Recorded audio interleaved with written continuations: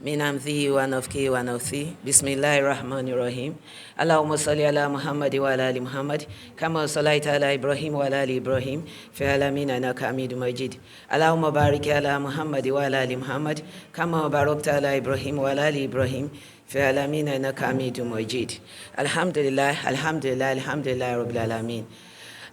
ẹ jẹ́ kí a dúpẹ́ fún Ọlọ́run, ẹ jẹ́ ká dúpẹ́ fún Ọlọ́run lẹ́ẹ̀kan sí, ẹ jẹ́ ká dúpẹ́ fún Ọlọ́run lẹ́ẹ̀kan sí.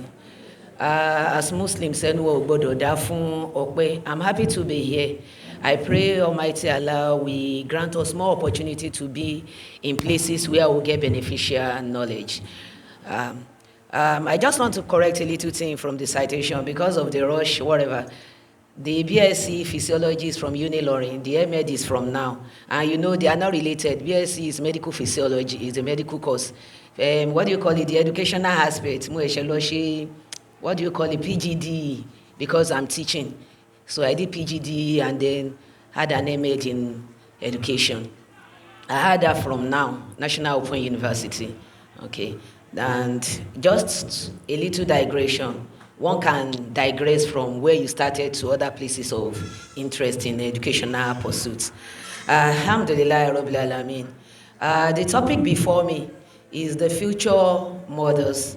And I deduce that what we want from the future mothers as Muslim is who an ideal Muslimah will be. So I look at the future mothers in Islam as an ideal Muslimah, someone who has been trained or who has prepared herself from childhood to adulthood to a married life as an ideal Muslimah. And I also look at the theme, retracing our steps to the injunctions of Allah, the only means of a meaningful and peaceful coexistence, and marriage in focus as what can a Muslimah do to keep herself focused, or what are those things that are expected of a Muslimah to keep the person in line with the dictates of Allah and the Sunnah of the Rasul. Emma Bino, Mama saw Yoruba, Mama saw English. We were trained with both. Me fluent ni ikaka completely. Perfection lies with Allah. All right. As a preamble, who is an ideal Muslimah? Just a little summary and some other little attributes that we'll find with her. An ideal Muslimah is one who is consciously and wholeheartedly who accepts Islam as a way of life. I used a way of life, not just religion, to encompass every aspect of our life. I believe we are getting along, those in secondary school as well as those in the higher institution. Show you why Debeye. Ejema respond Kimba Mokwe, I'm not talking to empty vacuum. All right. And then I also want us to know that an ideal Muslimah is someone who sees Islam as a complete civilization. Civilization, see yapa, as in we have Western civilization, we have Eastern civilization, we have our own traditional civilizations, but Islam itself is a complete civilization. Even though at one point or the other in our life we will benefit from other civilization. Okay? All right. I also want us to know that this complete civilization, I took it from that verse of the Quran in Surah Al-Ma'idah towards the end of verse 3, where Allah says, this day I have completed my favor on you and then perfected for you your religion. I've completed my favor upon you and approved for you Islam as religion. So we know from that Islam is a complete way of life. Okay. And then ní àfikún, an ideal Muslimah tí ó yẹ kí èmi àti ẹ̀yin jẹ́, because it's not a one-way deal. A Muslim lady does not expect another Muslim lady to be a perfect person and ma work towards that perfection. No one is actually perfect, but we work towards perfection. Okay, so that ideal Muslimah tó yẹ kí èmi àti ẹ̀yin jẹ́ is someone, are we listening? The fundamentals of our life rather is based on Tawheed, the belief in the oneness of Allah. Our scholars that is Tawheed Rububiyyah and all those forms of Tawheed, but in general, everything works tend towards that oneness of Allah, mímọ̀ Ọlọ́run Ọba ní ọ̀kan ṣoṣo. Gbogbo nǹkan tó lè gbé wa kúrò nípa pé èèyàn gbọ́ Ọlọ́run Ọba gbọ́ àbí tí ó lè mú ààyè bá gbígbọ́ Ọlọ́run Ọba yẹn gbọ́ ní òdodo, èèyàn máa gbìyànjú láti jìnnà sí. And then that will be the foundation. Then one will now build on it with the pillars of Islam. From, yes, believing in Allah and the articles of it, that is the first one, and the Rasul as the messenger. And other things like the messenger of Allah, we have Isa, we believe in them as Allah has described them in the Quran, not what some other people say about them in other religion. Bánabi wa ṣe ṣàlàyé wọn, bọ́lọ́run bá wa ṣe sọ nínú Quran. Then, ní àfikún, all our ibadah will be based on that tawhid. That tawhid, ń pé mo gbọ́ Ọlọ́run bá gbọ́ lódodo, ìrun mi, kíkí ẹ̀ lásìkò, bọ́lọ́run ṣe ní kí n kí, bánabi ṣe júwe ẹ̀ fún wa, because Allah said we should pray. It is the prophet that described the way we should pray. And that is why you can't be good practicing Muslim without using both the Kitabullah and the Sunnah of the Rasul as your guideline. I believe we are following. I hope I'm not too boring speaking just English. Ẹ má bínú, Ìgbò máa pọ̀ ju Yorùbá lọ. Mi fluent dáadáa púpọ̀ ńbẹ̀. Ẹ má bínú. Okay. And then the other things I want us to know is that as a Muslimah, our Islam, our Tawhid is not complete if we separate our ibadah from our mundane activities. Mò ń kírun mi lásìkò, mò ń gbàwẹ̀ lásìkò tó yẹ kí n gbàwẹ̀. Tó bá kan your relationship with fellow human beings, you care less. O lè purọ́, o lè ṣe jàmbá, no. Ó gbọ́dọ̀ jọra wọn. Our activities, bá ṣe ń bára wa lò, should be a reflection of our faith and of our ibadah. Ẹni tó bá gbọ́ Ọlọ́run bá gbọ́ lódodo, tó dẹ̀ ń ṣe àwọn ibadah bó ṣe tọ́ àti bó ṣe yẹ. Ìbálòpọ̀ ẹ̀ pẹ̀lú àwọn èèyàn, ibi ìṣe nǹkan bóyá ó ń tajà ni, àbò ń ṣe iṣẹ́, because whether you are selling goods or you are selling services, you are selling something at one point. Tíṣà ni mí, mo ń ta service mi. Ẹni tó dẹ̀ kó bisikíìtì sórí igbá náà, ó ń ta ọjà. Níbi relationship wa yẹn tá ti ń ṣe is a trust, and it should be a reflection of our tawhid and ibadah. How can somebody claim to be praying fervently kí ìwà burú wa pọ̀ lọ́wọ́ ẹ̀? A máa ṣe mistake lẹ́ẹ̀kọ̀ọ̀kan, but a máa yẹra wa wò, a dẹ̀ máa padà. A máa tọrọ àforíjì lọ́dọ̀ Ọlọ́run, a dẹ̀ máa tún ara wa ṣe. But èèyàn ò gbọ́dọ̀ péré ní Mùsùlùmí or an ideal Muslimah kó wà comfortable pẹ̀lú pé ó ń ṣe tí ò dáa, kó dẹ̀ máa check rẹ̀, kó tún wá gbọ́ táwọn èèyàn bá, people would say it even if they cannot confront you. Tí wọ́n bá burú lóbìnrin, bóyá tigress ni kò ṣe é kojú, kò sí àpadà gbọ́ rúmọ̀ pé bóun ṣe rí ni. Tó bá wá gbọ́, ó yẹ kó ṣẹ́rí padà, kó yí padà. Lábẹ́ pé ideology Mùsùlùmí, àkídà lórí tawhid, àwọn nǹkan méjì kan ó gbọ́dọ̀ jẹ́ ibi tó ti jẹyọ. One is it should stem from awareness. Kí là ń pè ní awareness Mùsùlùmí? Látara ìmọ̀ ni. In Islam, ignorance is not an excuse. If you are not a scholar, you should be a student of knowledge. And from the hadith of the Prophet and so many verses of the Quran, we are being encouraged to learn and learn. Okay, so we should be either a scholar or a student of knowledge. A gbọ́dọ̀ mú kékeré, because téèyàn ò bá nímọ̀ yóò ṣì Ọlọ́run sìn. You ignorantly think you are doing the right thing and you will be obviously be doing the wrong thing. So èèyàn gbọ́dọ̀ wá ìmọ̀ kún ìmọ̀. Ìmọ̀ ò ní end, is from cradle to grave. Apart from that, the second one is alertness. That alertness has to do with steadfastness. Mo ti mọ̀ kíní pé this thing is wrong. Now keeping away from it with consciously and deliberately is effort. That is steadfastness. In pé èèyàn dúró ṣinṣin lórí pé àníṣe ìtọ́lọ́run ò fẹ́ yìí máa gbìyànjú. Even though environment encourage a lot of corruption, nǹkan aburú máa mí síyàn lọ́kàn lọ́pọ̀ gbà. But as a conscious Muslimah, fúnra èèyàn lèèyàn máa péré ẹ̀ padà. You train yourself. Are you with me? You train yourself consciously and deliberately to keep yourself on the straight path. Kò rọrùn, sincerely. Even for the prophets, they made efforts to be on the righteous path. So ká tó wá ní àwa far behind. àwa náà máa make conscious effort. As some scholars will say, ọ̀pọ̀lọpọ̀ wa máa ń sọ pé a fẹ́ wà lálìjọ náà pẹ̀lú ànábì wa Muhammad sallallahu alayhi wa sallam. A tún wá máa sọ pé ànábì lòun a fẹ́ ṣègbìyànjú nǹkan tí ó ṣe. How do we now want to go there and stay in the same place with him? It's effort. We have to struggle. No struggle, no success. So we have to struggle to be on that right path. And I want to back it up with a Quranic verse. There are so many Quranic verses. Opogon. We have Quran 67 verse 1 to 2. That's Surah Tabarak. Where Allah says, I will say it in English. I'm not very fluent in Arabic. Blessed is the He in whose hand is the dominion, and he over all things has power. He who created death and life, that he may try which of you is best indeed, and is exalted in might, and oft forgiven. I want us to reflect on it. It is good for a Muslim to recite the Quran.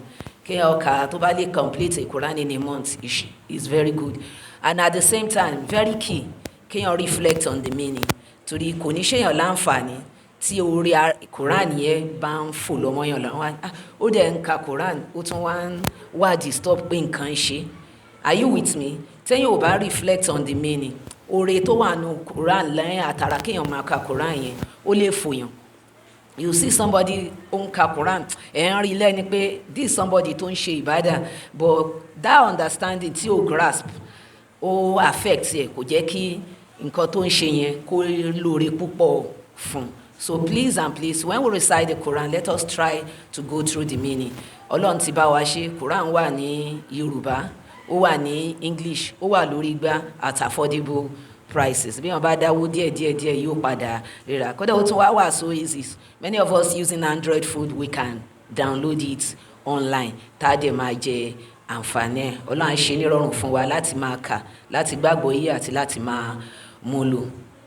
Now let's go back to where we're coming from, the future mothers. The preamble I gave is just what is expected of an ideal Muslimah. How do we become an ideal Muslimah? How do we trace our step backwards? Okay, tracing ourselves back to the injunctions of Allah so that we'll have that peaceful coexistence and peaceful coexistence that is expected when we finally get married, because the training is for us to be ideal mothers at the end of the day. And we are going to be children with our parents. We'll grow up as adults. We'll become adolescents. Some things will go on with our mind and our mind. We are once at one point or the other Muslims because our parents are Muslims. But at adolescence, a Muslim must renew he or her faith. A Muslimah in particular should renew her faith, just like the Prophet used to encourage the Sahabas to renew their faith. At this point, we should be deliberate Muslims. Not because my mom is an Alhaja or my dad is an Alhaji. Not because, those things we hear in the past. Allah ma jẹ́ ṣorí burúkú, tí daddy mi jẹ́ Alhaji. It's not because of that. It's because Allah subhanahu wa ta'ala is the only one that is worthy of worship. Allah subhanahu wa ta'ala is the only one worthy of worship. And our role models, the supermodel, should be the Rasul sallallahu alayhi wa sallam. Yes, látara ànábì, nǹkan táwọn sọ̀hábà kọ́ lára wọn, nǹkan táwọn ìyàwó rẹ̀ kọ́ lára rẹ̀, á tún rí mú látara. So we are still following the footsteps of the Rasul. When we copy from Aisha radiyallahu anha, from Khadija radiyallahu anha, from the Sahabas, Umar bin Khattab and others, we are still following the footsteps of the Rasul. All right. How do we retrace our steps towards the injunctions of Allah and equally achieve that meaningful and peaceful coexistence? I will take it like this. When we look at topic, lecturer mi lè wo topic kan kó mú láti angle kan, ibì kan náà la máa padà dé sí. I look at it on the aspect of purification. And that aspect of purification, ọ̀nà mẹ́ta ni mo pín sí: purification of the body, the mind, and the soul. These are key for an ideal Muslimah. Some people will look at it like, ṣé mọ́tótó ni yóò wá kọ́kọ́ kàn ni? Even if somebody should pronounce Islam today, wẹ̀ sínú Islam, yes or no? Kọ́ ní bó ṣe ń ṣàlùwàlá. Dẹ̀ máa tún emphasize the importance of that la ilaha illallah. Ṣẹ̀ wá máa gbé gbogbo àwọn other step náà lé lórí nígbà tó ti gbà pọ́lọ́run lọ́bọ̀ kan ṣoṣo, ó gbọ́dọ̀ mọ bọ́n ṣe ń kírun. Bí ò bá ti mọ̀ ní sí mọ́ jọ́ ìjọ́mọ́ kó máa bá wọn kírun náà. Tó bá yá wà lẹ́yìn Fatiha, tó bá yá wà mọ súrà mi lẹ́yìn, I believe. But ẹni yẹn bí ó bá dára wa pọ̀ mọ́ wa yóò kọ́ àlùwàlá, which is purification. Purification, àlùwàlá, and every other purification in Islam are of the body and the mind. They have physical essence and also have spiritual essence. So I want us to take note of that. Now, purification of the body, cleanliness and tidiness. Both are very key for a Muslim. Both are very key. As a Muslim, we need to keep ourselves clean.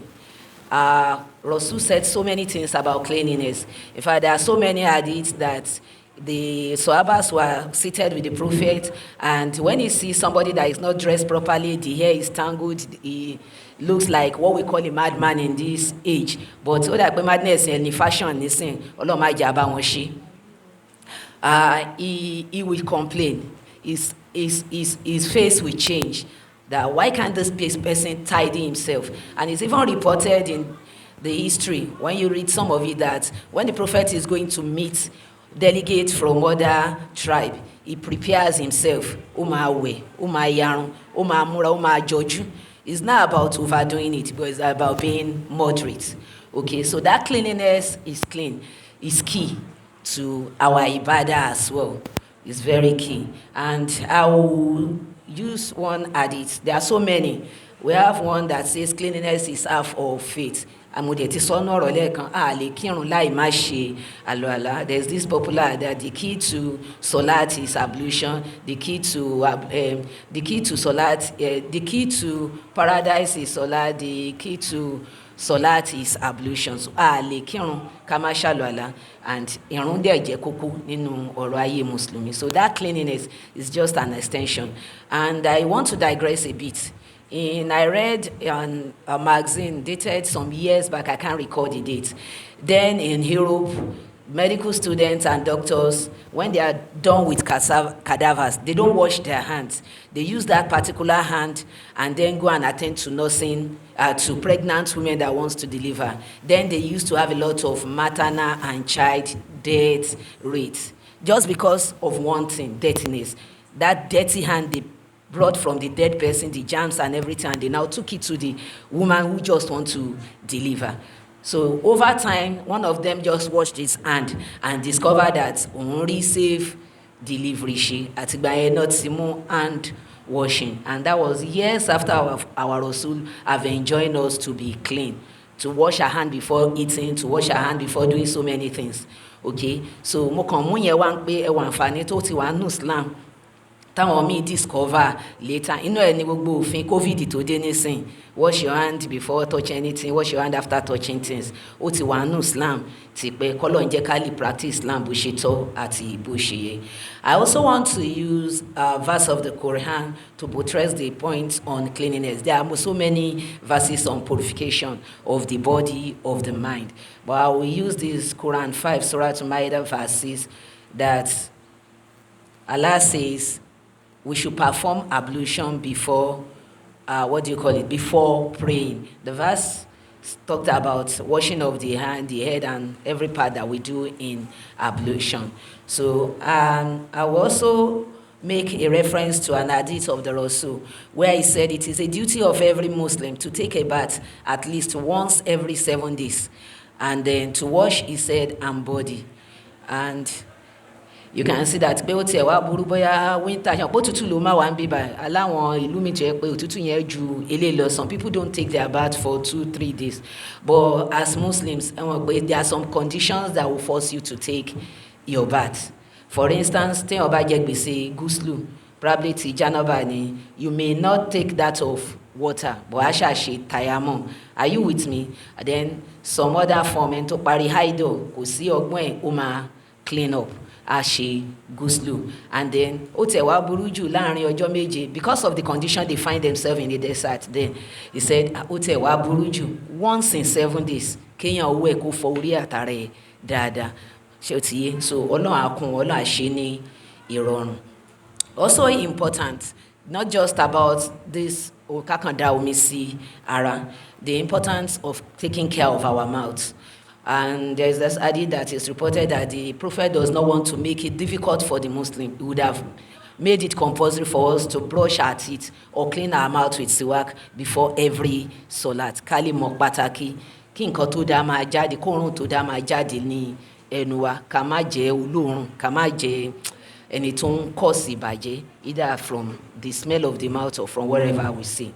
And then it is also reported from Sahih Buhari and Muslim that our mother Aisha, ìyàwó ńlá wa Aisha, ó kúndùn kó máa fọ ẹnu ẹ̀ gan pẹ̀lú siwak kó tó kírun. So ẹ jẹ́ ká mú ní ìbádà.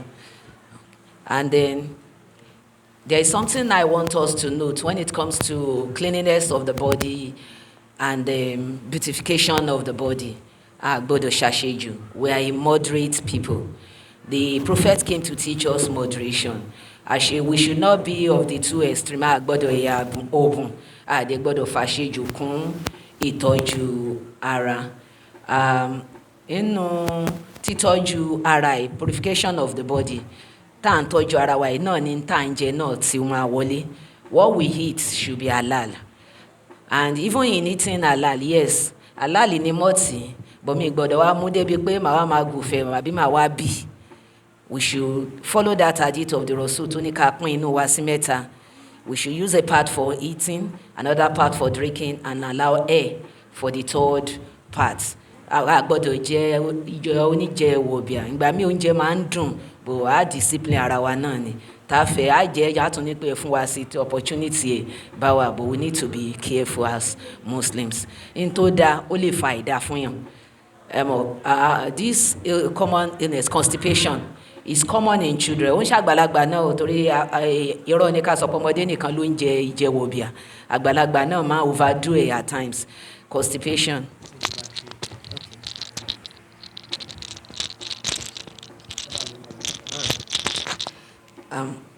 Constipation is due most of the time to overeating. So, and when you overeat, wọ́n máa fún yàn láwọn antacid and some other thing, wọ́n dẹ̀ ní kéèyàn rọra máa jẹun náà ni. So we need to take note of that. Then whatever we eat, ẹ jọ̀ọ́ nítorí Ọlọ́run ẹ jẹ́ ká máa ṣọ́. Ó tiẹ̀ wá wà very key lásìkò yìí. Bọ̀dá Adé neighbor wa ni ó nice sí mi.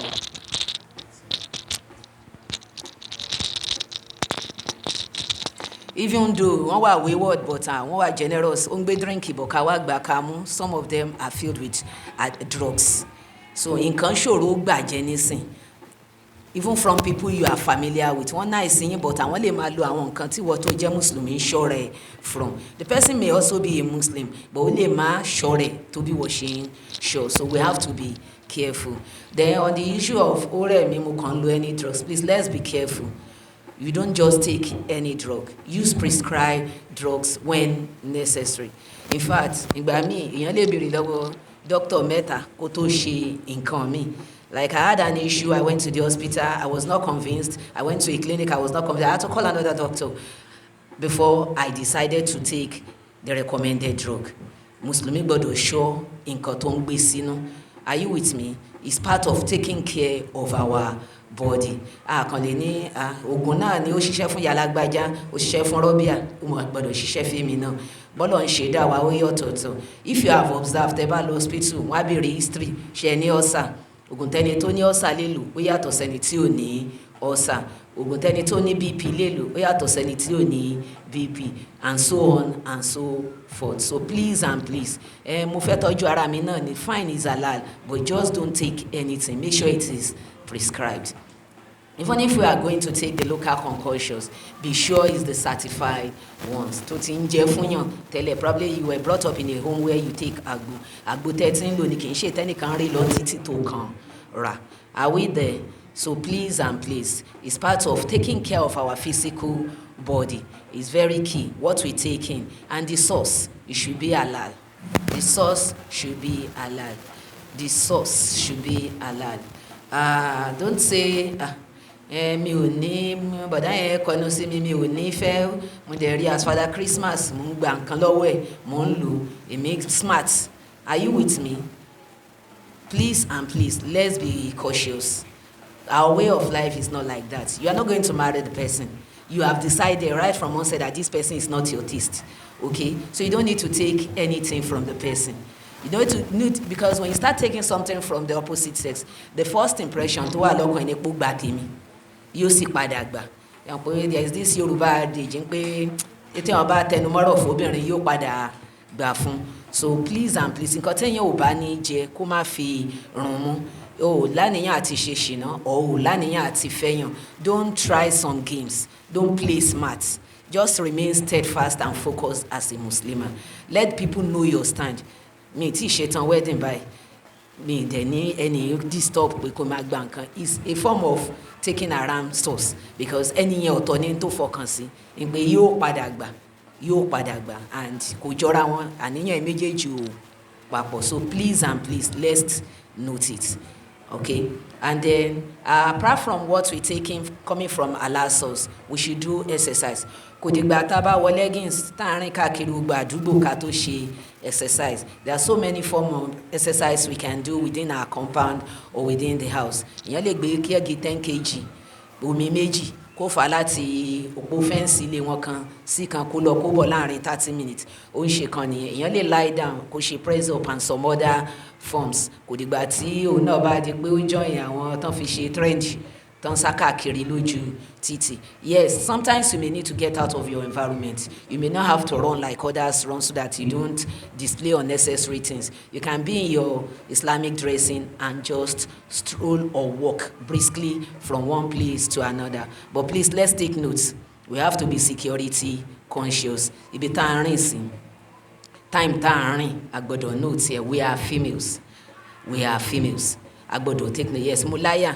Islam ò ní kéèyàn má láyà bóyá gbọ́dọ̀ láṣejù pẹ̀lú ẹ̀ kéèyàn wá máa rìn kọ̀rọ̀kọ̀rọ̀ tó dangerous.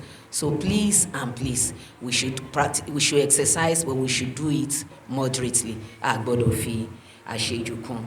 And at the same time, at this juncture, I want us to be mindful of some things. Excessiveness, or I call it extravagance or beautification. Many sisters, even those in Nikobi, I don't know where those orientation came from. I've seen people who are Hafiz that have been going for Quranic competition. Hafiz me, they boom, but they are dark before and then they started getting light at the time of Nikah or just after Nikah. Toning and bleaching is getting rampant. Apart from the fact that I'm basking waje and shelong, Ọlọ́run ò ṣiṣẹ́ now.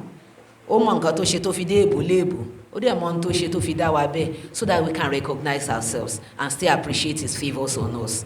So please and please, ignorance ò sí ń bẹ̀ àǹtí mi ló ń lo cream ẹ̀ mo wá rí i pọ́n fún àìmí náà kàn ní kí n bá wọn lò ni mo wá ń pọ́n. Please and please, I remember sometimes while I was in secondary school, there is this popular cream táwọn èèyàn máa fi ń rajú fún pimples. Ìyẹn ò tí ì popular ń gbà wọn. Oh, common by mo rántí orúkọ ẹ̀ gbogbo atabati at adolescent you have pimples, you have acne, and you just want to keep that smooth skin. Ìyẹn máa overburden ààrẹ. So I started using it. My friends now call me to order. Ọ̀gbẹ́ni, you are getting lighter. Mi ò mọ pimples lálá fẹ́ pa pimples ọ̀hún ò tiẹ̀ wá lọ. Ìgbà tí Madian institution ni mo understand pé it is hormonal changes. Kì í ṣe kíní yẹn ló máa pa òun kàn máa affect skin mini, so I'm supposed to take it easy. So if someone at young adolescent age is having acne, pimples and others, just take things easy. There are little things you can do to manage it. Okay? Kì í ṣe pé kéèyàn bẹ̀rẹ̀ sí lọ àwọn skin toning or skin bleaching creams. So please and please, there are wonderful lotions out there like those cocoa butter and some others. Tán da fún skin coconut or another oil tó yẹ pé ó ní ẹlòmíì lára kan wá ní òun kóun lórí bí èmi báyìí kò lè lò. But if you must take all those creams, don't take those that will destroy your skin. Not just destroying your skin, but will cause a gap between you and your Lord. Because bí pé èèyàn sọ fọ́lọ́run pé kò mọ ohun tó ń ṣe ni. It's true, Ọlọ́run ní pé ká tún ara wa ṣe, but kò ní ká ṣe àṣejù. So ẹ jọ̀ọ́ nítorí Ọlọ́run ẹ jẹ́ ká note ẹ̀, okay? Ọlọ́run á kún wa. And then I want to use this verse of the Quran 7 verse 31 to 32. O children of Adam, wear your beautiful apparel every time and place of worship. Eat and drink, but waste not by excess, for Allah loves not the wasters. Say, who has forbidden the beautiful gift of Allah, which he has produced for his servant, and things clean and pure, which he has provided for sustenance? Say, therefore, they have for us in this life, this world, for those who believe, and purely for them on the day of judgment. You know, what it implies is that we are to use good things, we are to prefer ourselves, we are to look good. But we should not be excessive. We should not waste our money on bleaching cream. Àpẹẹṣẹ wa di mẹ́ta nìyẹn, à ń ṣe Ọlọ́run, à ń bara wa jẹ́, àtún wa ń waste owó tá a lè kójọ tá a fi lè ṣoore fẹ́lòmíì, so kí Ọlọ́run kó kọ́ wa mọ̀ ṣe. And then there is another verse of the Quran tí mo fẹ́ ká tún lọ wò, Quran 25 verse 67. It also talks to us about not being wasteful. May Allah make us good Muslim and not wasteful Muslim. And on cleanliness and purification of body, I would like to add this, that the Prophet said there are 5 things of fitra. We have 1, circumcision; 2, removing the pubic hair; 3, plucking hair from the armpit; and 4, cutting the nails; and 5, trimming the mustache. Some of these will come out, the mustache àwọn ọkùnrin ni ó ní. So, but that of plucking the hair from the armpit or shaving it, and then that of the private part, we should take note of it. We should do it. It will keep us clean. In fact, when you do it, you feel clean. So please and please, don't say because it's not compulsory or people will not know that I don't do it, I'm not doing it. We are not doing it for people to see. You are doing it for the sake of Allah and His Rasul. It's very key. Now, we have said a lot about purification of the body, the hair, everything, tidying up of our hair. I want to add something, some part of the trend. Some sisters remove their hijab. I don't know their level of it. I'm not judging, but I just saw that some are cutting their hair and tinting it. Yes, Islam allows us to dye our hair away from the color tó jẹ́ originally. Ẹni tó bá nírun red ó lè dye sí black, ẹni tó bá nírun black ó lè dye sí yellow and whatever. Okay, but it's not a common thing in this environment before. But what's common nísìnyí, and people are not just dyeing it, they are now cutting the hair and tinting it. More basis, but please and please, kì í ṣe gbogbo nǹkan tó bá ń lọ ni Mùsùlùmí lè ṣe. You know, I said it, Islam is a complete civilization. We may at one point or the other pick from other civilization, but all what we are going to do as Muslims must be guided. We must be guided. And nǹkan tí a bá fẹ́ ṣe, kí ni Islam sọ ń pẹ́, kí l'Ọlọ́run wí, kí l'Ànábì wí, ká tó gbé ìgbésẹ̀ lórí ẹjọ́ nítorí Ọlọ́run. Ẹ má yẹ ká fi agídí ṣe nǹkan, or ká ṣe ń pé others don't doing it, me too I must do it. We are always trending.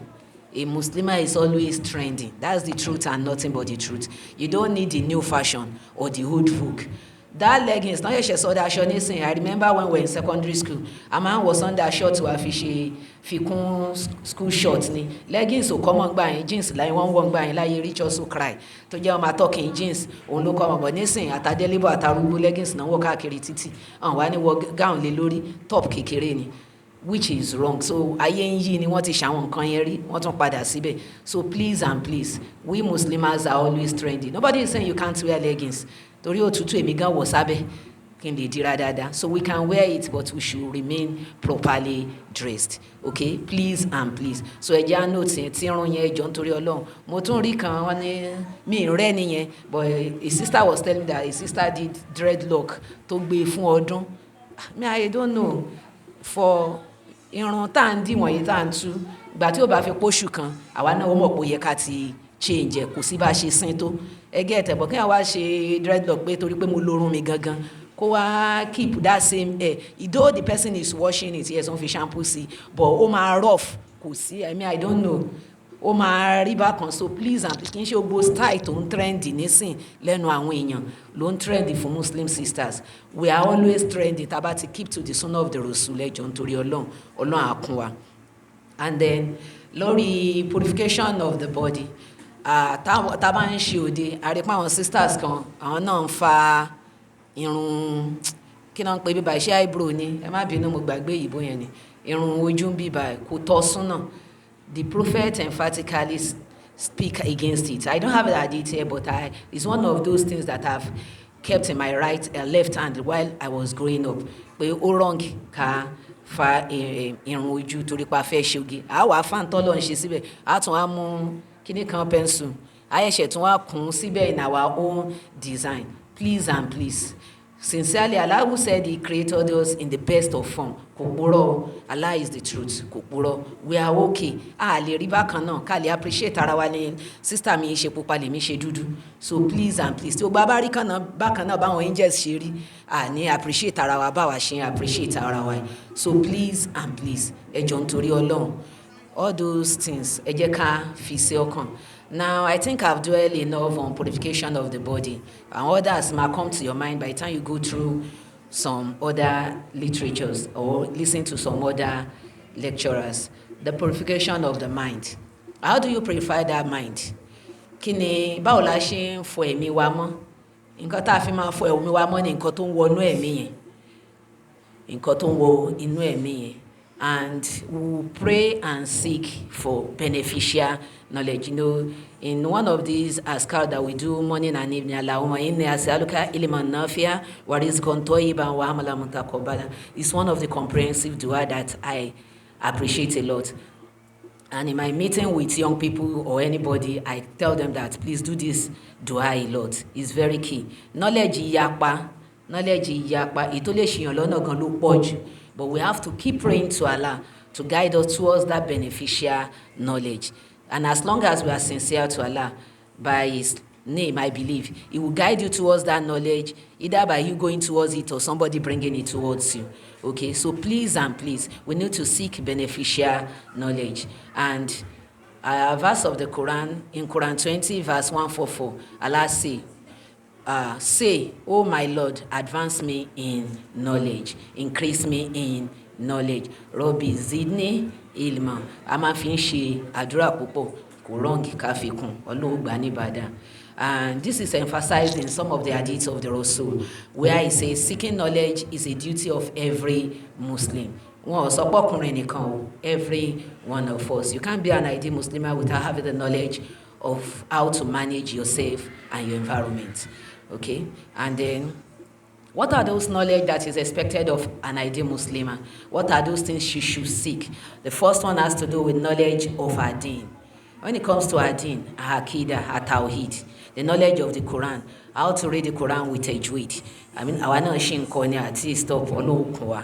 Okay, the knowledge of jurisprudence, fiqh. How do I pray? Like the way the Prophet prayed, that said, pray as you see me praying. The knowledge of the science of hadith, so that you don't memorize or live your life on fabricated hadith. The knowledge of science of hadith will help you to know the genuine hadith from the fabricated ones. And then Islamic history, we need it. How did the Prophet live in Medina? How did he relate with people? How did he teach them Islam? How do we now relate with people in our time? The Prophet lived in a multi-religious society. Báwo làwa náà ó ṣe gbé ní ìgbàgbépọ̀ tí ò ní síjà pẹ̀lú àwọn tí ò kì í ṣe Mùsùlùmí? The Prophet lived with Jews, with Muslims, and Ẹlẹ́bọ. Gbogbo wọn ló pé síbẹ̀. Irú society táwa náà ní nísìn nìyẹn. Christians wà ń gbà yẹn, ó wà ń sìn. Jew wà ń sìn. Gbogbo wọn náà yapa ni, but àwọn key religion tó ti wà látijọ́ yẹn náà ni wọ́n gbé So how do we live with them? From Islamic history, we'll learn a lot of it. So we need to seek knowledge of our religion, knowledge of on that religion, Islamic history, Tawheed, everything that will help us to advance, everything that will keep us connected to Allah subhanahu wa ta'ala. Secondly, we need to seek knowledge that is directed to our gender. Even in seeking knowledge of fiqh, you know, there are some fiqh that are related to females particularly, like the issue of idol, okay, the issue of nifas, the issue of istiadah. We need to understand them. How do we cope with it, okay? And then the knowledge of the gender, that knowledge has to do with obìnrin ni mí. You understand? I'm not just a Muslim, I'm a female. What are the knowledge I need? A woman, a Muslimah, an ideal one, she needs the knowledge of how to care for the home. Care for the home. How to care for the husband. And how to take care of children. How to relate with family members. Láti ilé tí wọ́n, délé ibi tó ń lọ àti gbogbo environment. We need the knowledge. K'Ọlọ́run kún wa. And then I would like to add at this place a statement of a scholar, Ifaki, Urwa ibn Hazubair, as quoted by his son Isham, as I have never seen anybody more knowledgeable in fiqh or medicine or poetry than Aisha radiallahu anha. And I want you to understand from that statement, it's not just about the ibadah. Wọ́n sọ̀rọ̀ fiqh pé Aisha is well knowledgeable. Wọ́n sọ̀rọ̀ medicine, ẹ mọ̀ pé yẹn kì í ṣẹ̀sìn nìkan. Wọ́n sọ̀rọ̀ poetry, kẹ́nu èèyàn dáńtọ́. You understand that Aisha, he has never seen no other person more knowledgeable than her. So please and please, we need to seek knowledge of our deen, one, of knowledge that tends towards our gender, how to care for our home, how to care for the husband, how to care for the children, and how to care for the family as a whole, and how to relate with the general public. These are very key. The third one, still under the knowledge that we should seek, is pursuing knowledge or skill. Pursuing academic knowledge, probably like I have a BSc, if I like, I can go further and further. If I'm not interested in academic pursuit, I can learn a skill. At least I'll play it for my fellow sisters, either at no cost or at some cost. Only one or two things only. Skills acquisition are key. You can go for catering. I learned something recently, how to bake bread at home by boiling method. And I just told my daughter, try it out. So things like that, you don't stop learning. You keep learning. Either learning skills or pursuing academic knowledge. Now, when you are pursuing all these things, please let's note, we have asked Allah to give us beneficial knowledge. We should pursue those that will aid us in doing things right, not those that are antagonistic to Islamic values. Okay, like I'll give for instance, learning how to make hair. Okay, but you don't need to attach anything to hair. Okay, you don't need to do those things that are haram with hair. But Ali shany different styles. May Allah continue to guide us. Now, briefly on purification of the soul. It is the knowledge that we have nourished our mind with. It will reflect in our soul, the upliftment of our spirit, in our ibadah. And this will help us. Are you listening? It will help us to perform our duties as we ought to. Mo ti ní ìmọ̀ nípa pé a gbọ́dọ̀ kírun lásìkò. Ó máa help láti nourish pé wọ́n pèrun. Ó máa jí àmì pé mi gbọ́dọ̀ pẹ́ kí n tó kí. Àwẹ̀ ń bọ̀ wọ́n láwẹ̀ Monday àti Thursday dá. Ó sì rẹ̀ mí tí n bá rí lè make lágbára Ọlọ́run bóyá 13 and 14 of the next Islamic calendar màá try láti make it. Please and please, let's get it. That knowledge that you have used, expose your mind to, will nourish your soul. It will uplift your spirit and connect you to your Lord. It will help you to consciously do your askar as when due.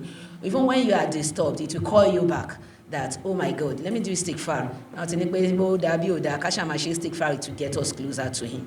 Okay? So things like that will help. And there is one particular thing I used to say. A Muslim needs to be disciplined. My discipline is not the general definition, as in training yourself to obey some set laws and being punished. It's a bit of a deviation, as in doing the right thing at the right time, in the right way, in the right place. If Salat a case study, Tirun Ubato ani kirun. Ibi tó yẹ ká ti kí náà ni a ti kí, ibi tó mọ́, aṣọ tó mọ́ la máa fi kí. Are we there? Àti mú time pé ìgbà tí run tó, àti mú place ibi tó yẹ ká wà ká kọjú sí kíbla, àti mú dressing wa náà ká ṣe that right way pé ká múra dáadáa, kì í ṣe pé ká wọ aṣọ ká páyọ ọlẹ̀ ká wá là ń kírun. okay, ká múra dáadáa, doing it the right way, báná bí ṣe kí ká kí bẹ́ẹ̀. So doing the right thing, the right way, the right place, the right time is very key, and it's a key factor. That's what I call discipline for a Muslim. Ó máa help wa láti máa ṣe àwọn ìbádà wa, and then ká máa tọrọ àforíjì púpọ̀, ó máa help wa. Ká dẹ̀ máa lẹ́mí àforíjì fún àwa tá à ń fẹ́ k'Ọlọ́run dáríjì wa, káwa náà wà lenient pẹ̀lú other human beings. Á tẹra wa mọ́lẹ̀, á ṣẹra wa consciously or unconsciously. So ká lẹ́ni, so kò ní jẹ́gbà téèyàn bá lọ́kọ tán níwà ní àbálẹ̀ mi ó ṣẹ̀ mí, ìní dáríjì àfi kìnnìkan no. Tẹ́ bá ti lẹ́ni nǹkan yẹn kalẹ̀, ó máa jẹ́ kó rọrùn pé I married this guy fi sabilillah, and I will relate with him fi sabilillah. Whatever he has done to me wrongly, even though ó dùn mí, I will forgive him unconditionally for the sake of Allah.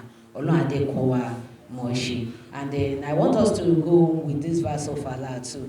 Quran 7 verse 201. We can check it out ourselves. And then there's another Quranic verse, Quran 91 verse 7 to 10.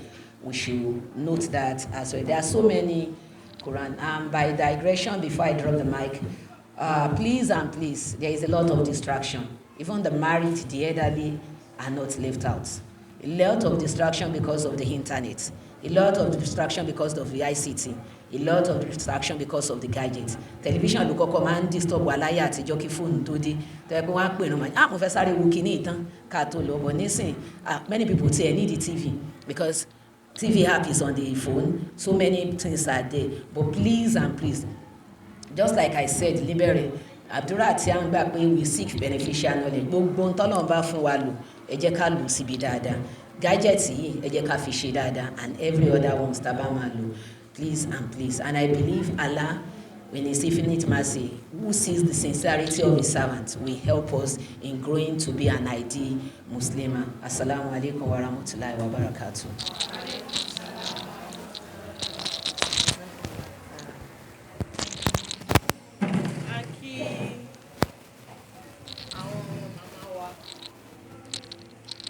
Tí wọ́n bá wa sọ ọ̀rọ̀ olówó iyebíye. Once an academia, always be an academia. Mo rí pé ó ń pọ̀nkùn tí màmá fẹ́ bá wa sọ.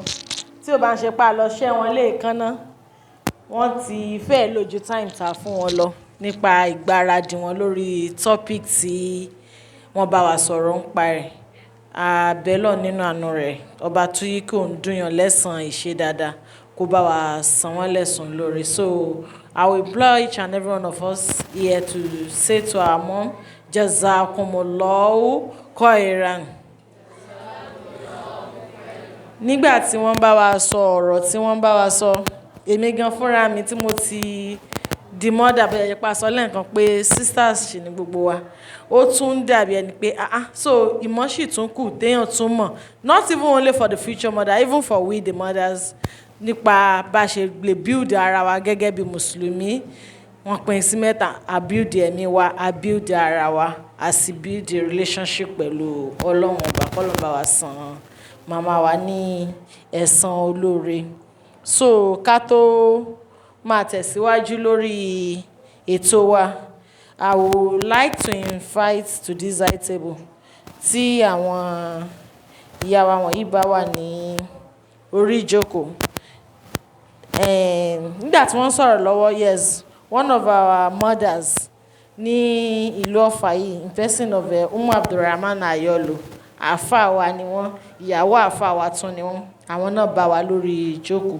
A kí màmá wa pé assalamu alaikum rahmatullahi wa barakatuh. So àwọn ti wà lórí ìjókòó.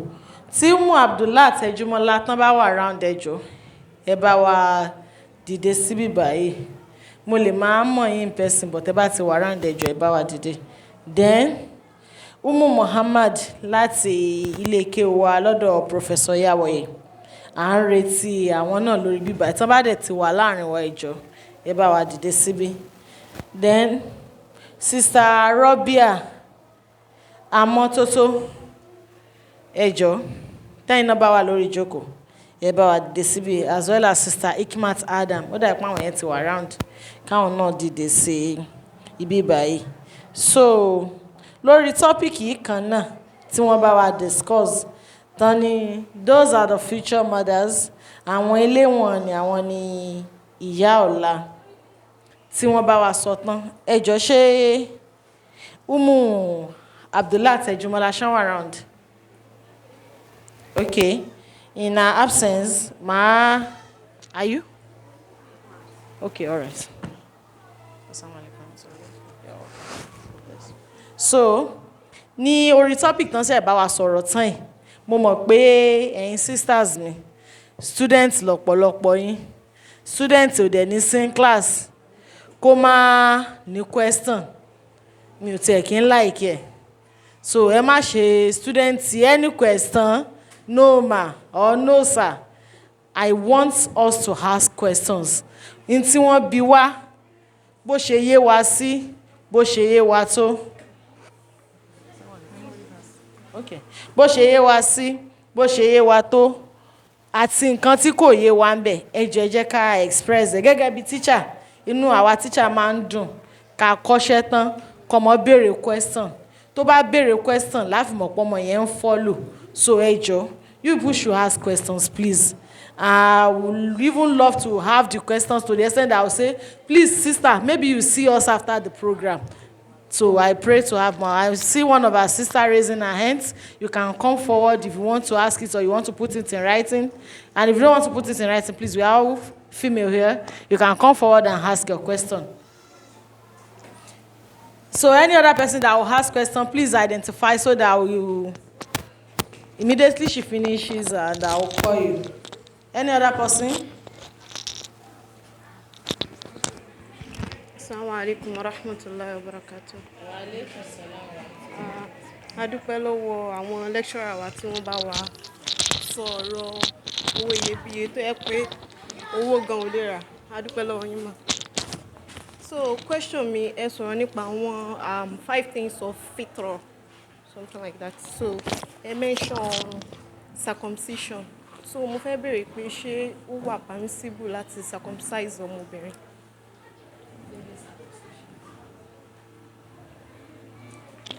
Hello. Any other question so that our lecturer can answer it together? You have a question? Okay. And anybody that is does not finish his writing, he or she can come up and ask. We are among ourselves. And one of those things that we should try and be building as Muslimah, we should try to be build self-confidence. So don't be shy. If you have your question, you can come forward and ask. Who knows? Maybe next year program, one of you will be here delivering lecture for us.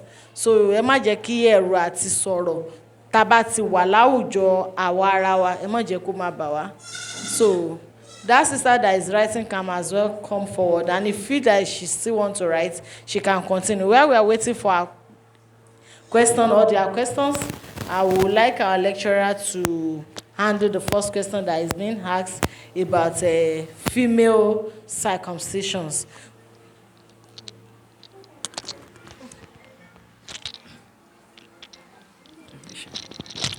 Assalamu alaikum warahmatullahi wabarakatuh.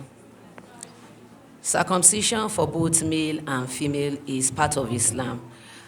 We have issues with female circumcision in this part of the world because of the way it is being done, and it is being related with female genital mutilation. Female circumcision, according to many scholars, is not compulsory, and is one of the reasons why Muslims have relaxed on that part. And then those who do it, when you look at, when we were young, our local people, and the issue of all these HIV and other communicable diseases, were rampant, how they sterilize their materials, we are not sure of. But there are 2 things we need to do on it if we want to make it popular.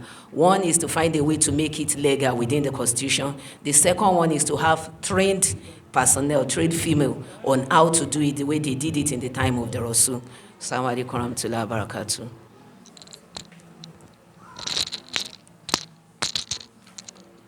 So, I believe Umu has done justice to the question, and if there's anybody in the member of our table that can add anything to it, it will still be welcome. Wọ́n ní méjèèjì ló bá ẹ̀kọ́ ẹ̀sìn mi ṣùgbọ́n female circumcision ó need the special knowledge lọ́wọ́ àwọn tí ó máa handle ẹ̀.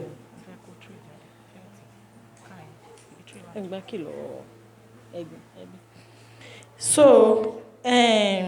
oníbèrè ìkejì ó béèrè pé lórí ká tíǹtì irun wa ṣèṣe kan kùnrùn lọ́dà náà ń pè báwọn wọ́n ní ṣe láti scalp ni àbí irun nìkan ni ká tíǹtì.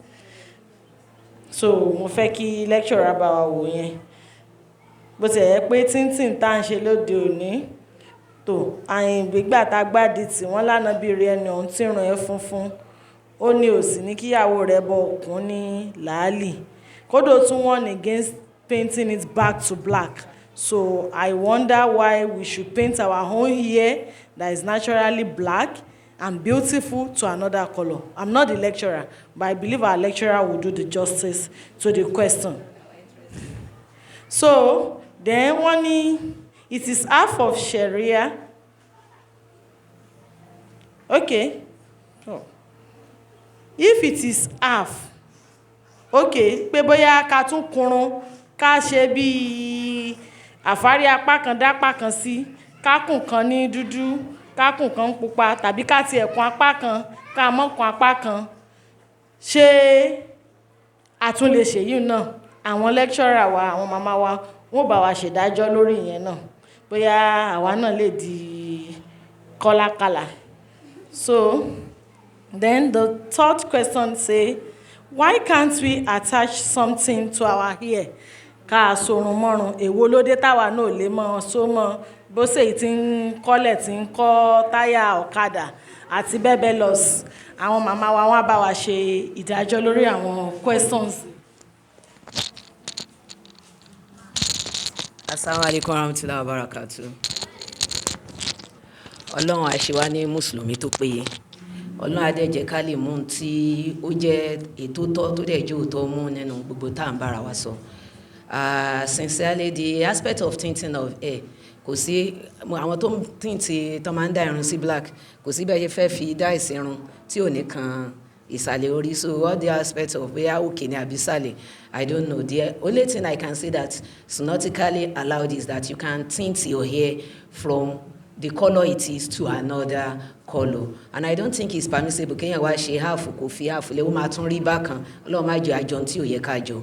So if you want to do it, you know it's not haram, but sometimes some things are not compulsory, and in fact ìgbà míì ó lè máa wọ ọtẹ probably àwọn tó ti darúgbó tó ní wọ́n ń jẹ tó ń fà lọ ní ohun kan nídìí ẹ̀ bóyá kan fi ṣe bíi pink. Aláwọn ìyá kan wà while I was growing up mọ́mí grandma ọ̀rẹ́ mi ni mo máa ń bá wọn ṣe irun tí n bá ṣe ń dì báyìí ló máa tú padà wọ́n ti dàgbà ìyá sì ló ń fẹ́ ṣoge tí n bá ṣe ń dì báyìí á dẹ̀ máa tú padà ó dẹ̀ ń já. So you know at some point irun yẹn kò ní ṣe é dìmọ́ torí age. So tí ìyá bá ní dandan ṣàfẹ́ ṣoge irú ìyá yẹn lè change ẹ̀ sí color red kó ṣàṣìṣe nǹkan so nígbà tí ò rí irun dì ó ṣàtún lè tìǹtì irun. So that the issue of tinting hair is a personal opinion so long as we have evidence that Islam permits it. I've seen some brothers tó máa ń tìǹtì irùngbọ̀n, you understand, I've seen it, but mi tí rí brother tó jẹ́ mùsùlùmí tẹ̀sán ẹ̀ dúró to some extent kó wá tìǹtì àfi orí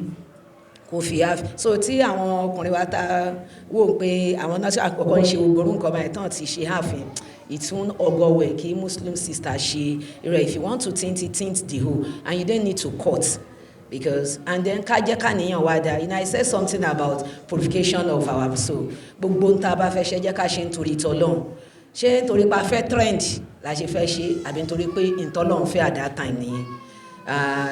Ẹ̀sìn pọ̀ ńlẹ̀ kọjá nonsense káwé tó kàn wájú nínú ìbádà ká mú Ọlọ́run àkún wa. Yes, obìnrin ni wá a máa ń fẹ́ fine but káwo ètò tààfin ní ṣe Ọlọ́run nínú gbogbo beautification things Allahu alam. àwọn ọmọ wa náà láwọn ní àfikún. Okay, Assalamu alaikum warahmatullahi wabarakatuh. Okay. Assalamu alaikum warahmatullahi wabarakatuh. Ṣé ń sọ̀rọ̀ báyìí? Okay. um, inú mi dùn púpọ̀ fún ìjókòó yìí. Ọlọ́run ọba àlékè ọlá kí ó má jàrí ìbálẹ́jọ́ aburú lórí àwọn ìjókòó wa. Then lórí gbogbo àwọn pọ́ìntì tí sisters ti raise, tí Umu ti raise látẹ̀ǹkan, ó ṣe pàtàkì púpọ̀. Ó ṣe pàtàkì púpọ̀. Iṣẹ́ ń bẹ lọ́rùn àwa obìnrin tí ò ń ṣiṣẹ́ díẹ̀. But àti kékeré ni Yorùbá ti sọ pé ọmọ tó máa jáfáfá yóò ti máa ṣe ṣáṣáṣá. So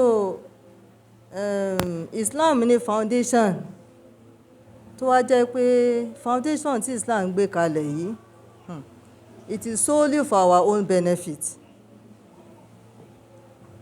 Then gẹ́gẹ́ bí ẹni tó jẹ́ Mùsùlùmí, a ní any discretion tá lè ṣe, justification tá lè ṣe fún nǹkan tí Ọlọ́run bá gbé kalẹ̀ ju wípé kí a gbà lọ. Sama wa to'a, kí a gbà bọ́lọ́run bá ṣe sọ, àbí kí a gbà gẹ́gẹ́ bí Ànábì Muhammad sallallahu alaihi wasallam bó bá ṣe sọ.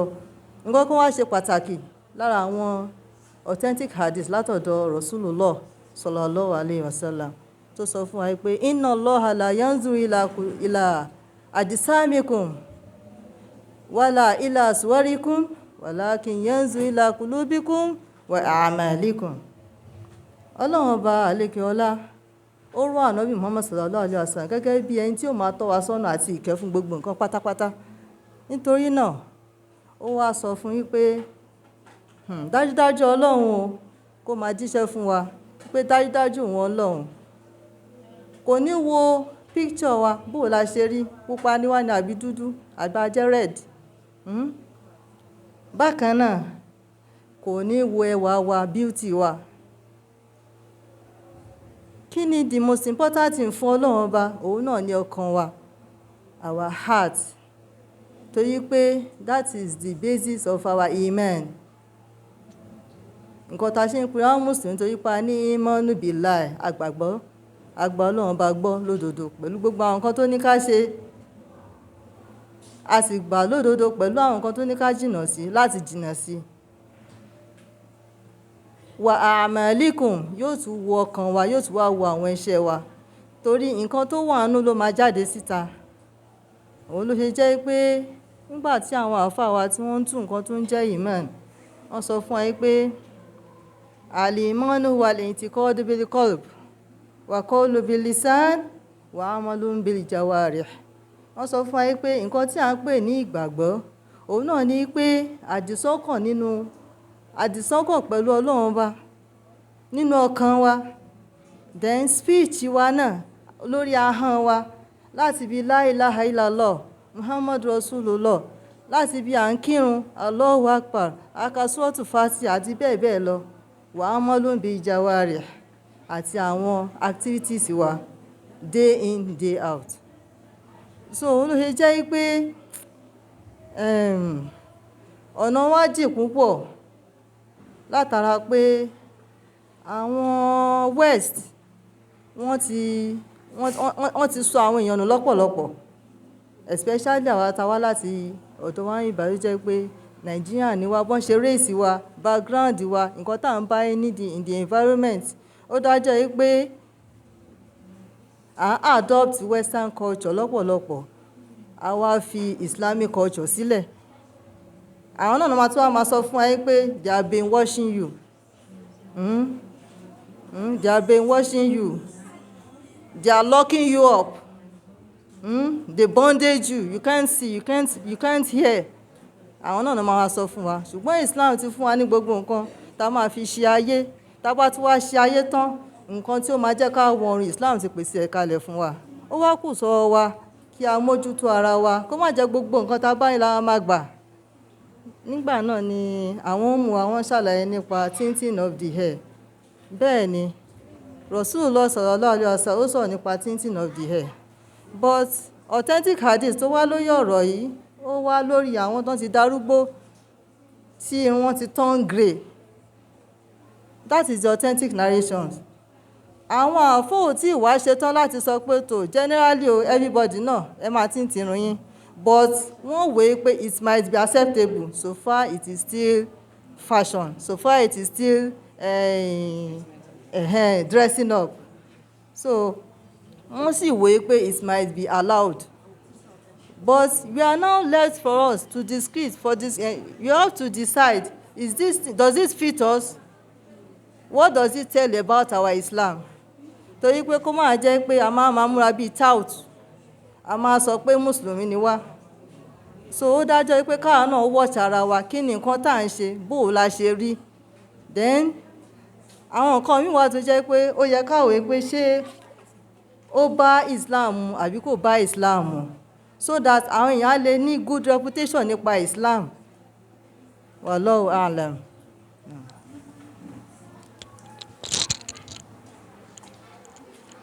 Sorry. A dúpẹ́ lọ́wọ́ Umu wa ní àfikún tí wọ́n fi bá wa sọ. Ọlọ́run ò ní wo ara wa, kò ní wo aṣọ wa, ọkàn wa lọ́lọ́run ọba máa wò. Gbogbo ohun tá a bá dẹ̀ fẹ́ ṣe ká mọ̀ make sure pé ó bá òfin Ọlọ́run ọba. Why am I even doing it? Is it for me to trend or for the sake of Allah? Kódà nínú oúnjẹ tá a bá ń jẹ nítorí Ọlọ́run, á tún mọ̀ gbàládá. Alhamdulillah ni mo ti lè Islam, mo dúpẹ́ pé mo jẹ́ Mùsùlùmí. Aren't you happy that you are Muslims? So, alhamdulillah, Ọlọ́run á jẹ́ ká kú gẹ́gẹ́ bí Mùsùlùmí. So the last question, I'll just like our lecturer to answer it with either yes or no. Wọ́n ní ṣé ká máa tone ara wa, ṣé bad idea ni? Torí ní ìmọ̀ kékeré táwọn ní, torí tá bá ń sọ̀rọ̀ para bíbó, cream tá ń rà lọ́jà ó lè bora. Àwọn èyí tá ń dẹ̀ ń rí nínú natural ingredients ó lè bora.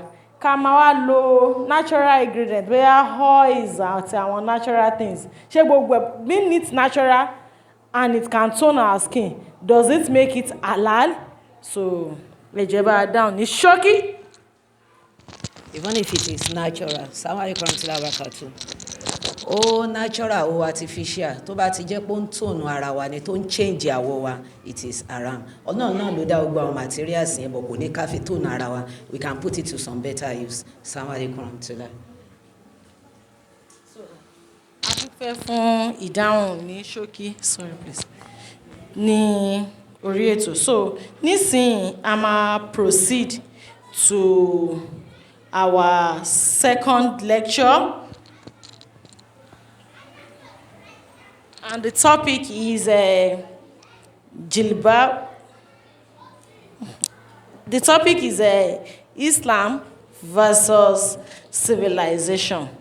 Tí yóò mọ̀ wá láti ẹnu àwọn alájà wa Tawakat Tọ́pẹ́ Abọ́láyọ̀ láti Nigeria Navy School of Earth Sciences. So gẹ́gẹ́ bí a ṣe lẹ́ǹkan, a máa ka short citation nípa lecturer wa.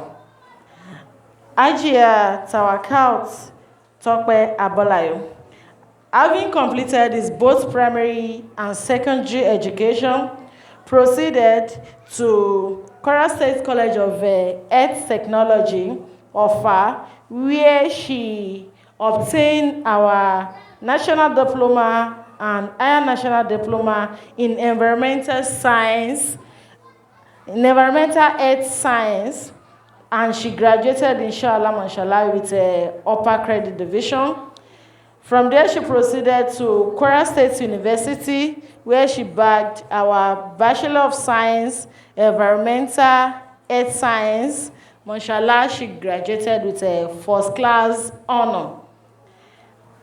She, from there, had to badge our Masters in Science, also in Environmental Earth Science, and as well present